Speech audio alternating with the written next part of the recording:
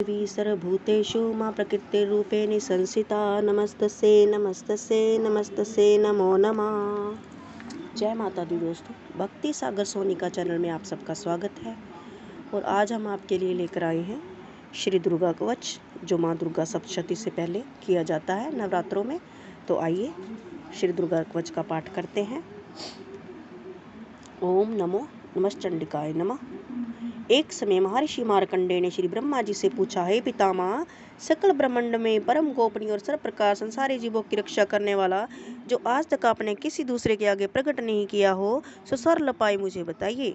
ब्रह्मा जी बोले, हे महात्मा, ऐसा सरल तथा सूक्ष्म उपाय तो केवल देवी जी का कवच ही है, जो सरल साधारण विधि पूर्वक करने से आत्मिक शांति प्रदान करता है। सो हे महर्षि, तुम्हारे स्नेहवश कहता हूँ, सो ध्यान से सुनिए। ध्यान करने और मनन करने के लिए श्री दुर्गा जी की 9 मूर्तियां हैं, जिन्हें नव दुर्गा कहा जाता है। उनके पृथक पृथक नाम इस प्रकार हैं। प्रथम शैल पुत्री, दूसरी ब्रह्मचारिणी, तीसरी चंद्र घंटा, चौथी कुष्मांडा, पांचवी स्कंद माता, छठी कत्यायनी जग प्रसिद्ध है, सातवीं माता कालरात्रि और आठवीं महागौरी है, नौवीं श्री सिद्धात्री माता है। सो हे महात्मन, श्री दुर्गा जी के ये नाम प्रसिद्ध श्री ब्रह्मा जी द्वारा कहे हुए हैं। जो अग्नि से जल रहा हो, रणभूमि में शत्रुओं द्वारा घेर लिया गया हो, भयानक संकटों में फंस गया हो, जो इस प्रकार भय से व्याकुल हो, सो मां भगवती की शरण लेकर इस कवच पाठ को करने से समस्त दुख भय से मुक्त हो जाता है। कवच पाठ करने वाले का कभी अनिष्ट नहीं होता। युद्ध काल में भी कवच पाठ करने वाले पर कोई आपत्ति नहीं आती तथा उसे शोक भय दुख नहीं होता। जिन्होंने श्रद्धा भक्ति पूर्वक श्री महादुर्गा जी का मरण किया है, उन्होंने हर प्रकार से उन्नति और सुख संपत्ति प्राप्त की है। हे भगवती जगदम्बा अपने उपासकों तथा स्मरण करने वालों की हर प्रकार से रक्षा करती है, इससे किसी प्रकार का संशय नहीं। ब्रह्मा जी बोले, हे महामुनि, अब हम नवदुर्गा के स्वरूप का वर्णन करते हैं। चामुंडा देवी जो प्रेत पर चढ़ी हुई है, ब्राह्मणी वाहन भैंसा है, इंद्री हाथी पर सवार है, श्री वैष्णवी गरुड़ की पीठ पर विराजमान है, माहेश्वरी वृषभ पर और कुमारी मोर पर सुशोभित है, श्री महालक्ष्मी जी कमल पर विराजमान है और अपने कर कमलों में कमल ग्रहण किए हुए हैं।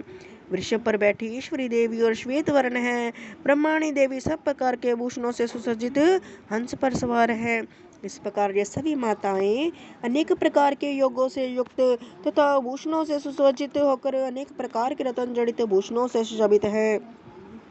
ये सब देवियां क्रोध से भरी हुई अपने अपने वाहनों पर विराज रही हैं, और ये सब देवियां शंख चक्र गदा शक्ति हल मूसल खोटक तोमर परशु और पाश कुंत व त्रिशूल तथा उत्तम शारंग धनुष आदि अस्त्र शस्त्र अपने अपने कर कमलों में धारण किए हुए हैं। दैत्यों का विनाश करके अपने भक्तों को अभय दान देने के लिए ही सब अस्त्र शस्त्र धारण किए हैं। देवताओं का कल्याण करने हेतु ही दिव्य रूप धारण किए हैं। इन सब देवियों का रूप महारौद्र है। ये महाघोर प्रक्रम तथा महान बल वाली देवियां हैं। हे महाशक्ति माता, वास्तव में तुम महान भय का नाश करने वाली हो। मैं तुम्हारे उन समस्त रूपों को कोट ना कोट नमस्कार करता हूँ। हे महान शक्ति, तुम्हारी ओर देखना भी कठिन है।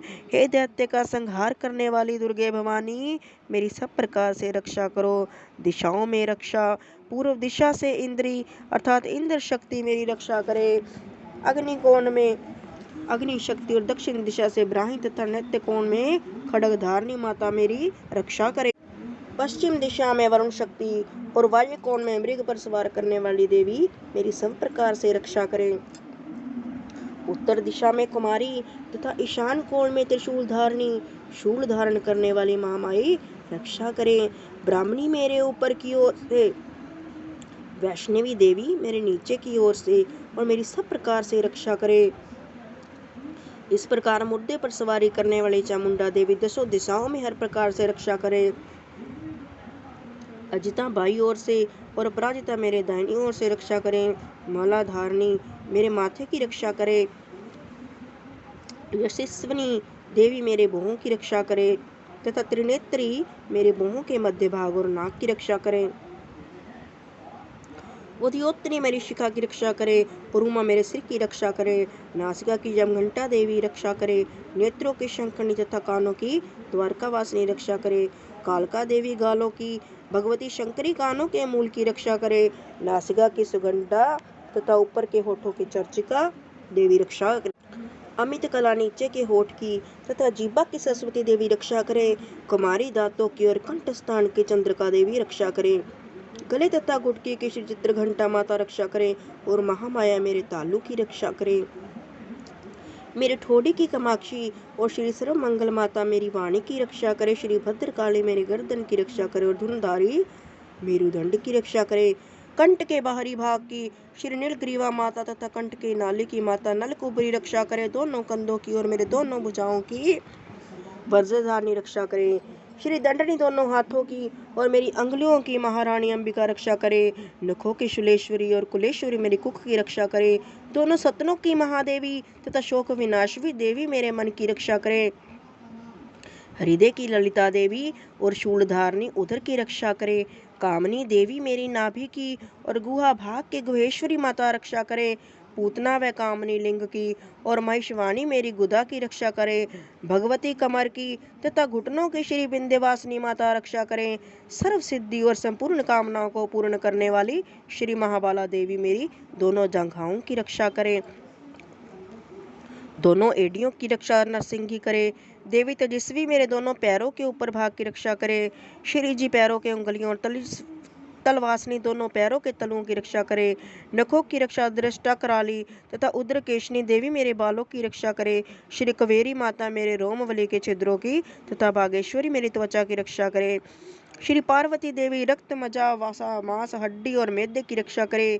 श्री महाकाल रात्रि आंतों की मुक्तेश्वरी पित्त की रक्षा करे। मूलाधार अतिपदनम केशों की पद्मावती तथा चूड़ामणि कफ की रक्षा करे। ज्वालामुखी नखों के तेज की रक्षा करे। अमेधा देवी समस्त शरीर के जोड़ों की रक्षा करे। माता ब्राह्मणी मेरे वीर की रक्षा करे। छत्रेश्वरी छाया की और धर्मधारणी माता मेरे अहंकार मन और बुद्धि की रक्षा करे। वज्रहस्ता मेरे प्राण अपान व्यान उदान समान इन 5 वजुओं की रक्षा करके मुझे दीर्घायु बना दे। रस रूप गंध शब्द और स्पर्श इन सब विषयों का अनुभव करते समय योगिनी देवी मेरी रक्षा करें और नारायणी देवी सत्व गुण रजोगुण तमोगुण की रक्षा करे। 12 माता आयु की तथा वैष्णवी देवी धर्म की रक्षा करें। चक्रणी देवी यश कीर्ति की लक्ष्मी धन और विद्या की रक्षा करे। इंद्राणी मेरे गोत्र की रक्षा करे। हे मां चंडिके तुम मेरे पशुओं की रक्षा करो। महालक्ष्मी मेरी संतान की रक्षा करो। भैरवी देवी मेरी पत्नी की रक्षा करो। मेरे मार्ग की सुपथा और दुर्गम मार्ग की रक्षा माता क्षेम करी करें। राजा दरबार में महालक्ष्मी तथा सर्वत्र व्यापत विद्या देवी मेरी सब प्रकार से रक्षा करे।